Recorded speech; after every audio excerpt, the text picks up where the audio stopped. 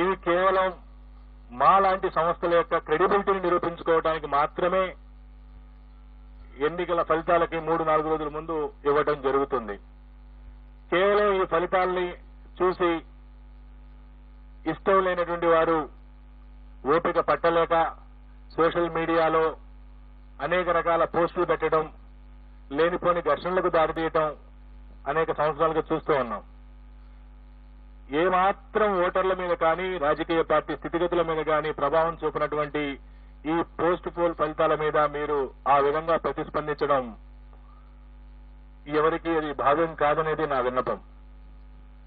ఈ 3 రోజులు మీరు ఓపిక పెట్టి ఈ సర్వే సంస్థలు చెప్తున్నటువంటి ఫలితాలు రేపు 4వ తేదీ వస్తున్నాయా లేదా చూస్తే 4వ తేదీ రాలేదనుకోండి, ఆ తర్వాత 5 సంవత్సరాల పాటు విమర్శించవచ్చు. ఈ 3 రోజులే విమర్శించారనుకోండి, రేపు 4వ తేదీ ఫలితాలు నిజమైతే ఆ విమర్శించినటువంటి వారి గౌరవానికి కూడా అంత మంచిది కాదు. కాబట్టి రాజకీయ పార్టీల ప్రతినిధులు, రాజకీయ పార్టీల అభిమానులందరూ కూడా ఈ విషయం అర్థం చేసుకుంటారని, ఈ 3 రోజుల పాటు మీ పరిణితిని చూపిస్తారని, ఆ తర్వాత ఈ ఫలితాలు నిజంగా పోతే 5 సంవత్సరాల పాటు విమర్శించేటువంటి హక్కును మీరు పొందుతారని ఆశిస్తూ, ముందుగా తెలంగాణ నుండి నేను ఫలితాలను ప్రకటించదలుచుకున్నా. మనందరికీ తెలుసు, కేవలం 6 నెలల క్రితమే తెలంగాణలో అసెంబ్లీ ఎన్నికలు పూర్తయినాయి. ఆనాడు అధికారంలో ఉన్నటువంటి టీఆర్ఎస్ పార్టీ అధికారంలో దిగిపోయి కాంగ్రెస్ పార్టీ అధికారంలోకి వచ్చింది. అసెంబ్లీ ఎన్నికల ఫలితాలలో 1, 2, 3, 4 స్థానాలలో ఉన్నటువంటి పార్టీలు, అనగా సీట్ల సంఖ్యలో 1వ స్థానంలో ఉన్నటువంటి కాంగ్రెస్ పార్టీ, 2వ స్థానంలో ఉన్నటువంటి బీఆర్ఎస్ పార్టీ, 3వ స్థానంలో ఉన్నటువంటి భారతీయ జనతా పార్టీ, 4వ స్థానంలో ఉన్నటువంటి ఎంఐఎం పార్టీ.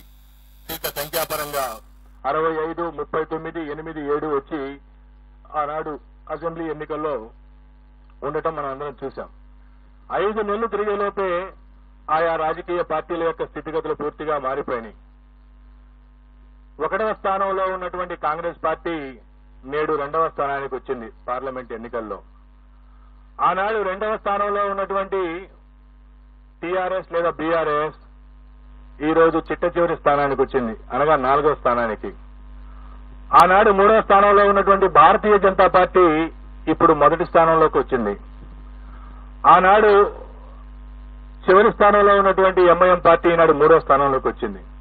5 నెలల్లో తెలంగాణ ఓటరు ఎంతో పరిణితి చూపించి రాజకీయ పార్టీల యొక్క ఓటు బ్యాంకుని, రాజకీయ పార్టీల యొక్క సీట్లను, రాజకీయ పార్టీల యొక్క స్థానాలను పూర్తిగా మార్చేసినటువంటి ఘటన దేశంలో చాలా అరుదుగా చూస్తుంటాం. అటువంటిది మన పక్కనే ఉన్నటువంటి మన తెలంగాణ రాష్ట్రంలో చూస్తా ఉన్నాం.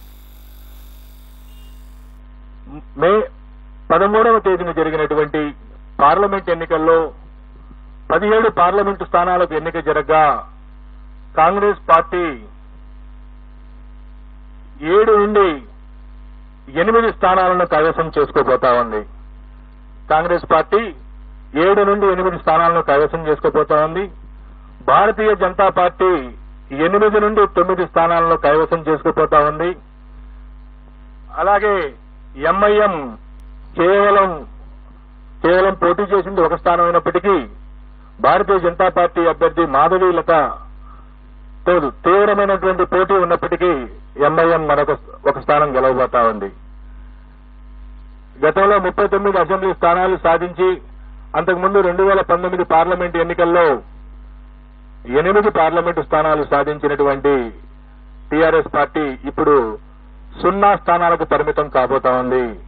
1 స్థానం కూడా ఈ ఎన్నికల్లో టీఆర్ఎస్ పార్టీకి వచ్చే పరిస్థితి లేదు.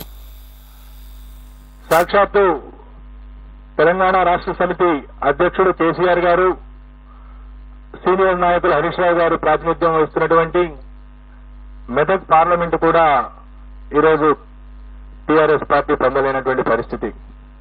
గడిచిన అసెంబ్లీ ఎన్నికల్లో 7 అసెంబ్లీ స్థానాలలో 6 అసెంబ్లీ స్థానాలను సాధించినటువంటి టీఆర్ఎస్ పార్టీ 2 లక్షల పైచిలకు మెజారిటీ 7 స్థానాల్లో సాధించినటువంటి టీఆర్ఎస్ పార్టీ ప్రస్తుతం అక్కడ 2వ స్థానానికి రావడానికి పోటీ పడే పరిస్థితి, 2వ స్థానంలో కూడా ఉండే పరిస్థితి కనబడట్లా. సో ఈ విధంగా భారతీయ జనతా పార్టీ ఆదిలాబాద్, నిజామాబాద్, కరీంనగర్, జహీరాబాద్,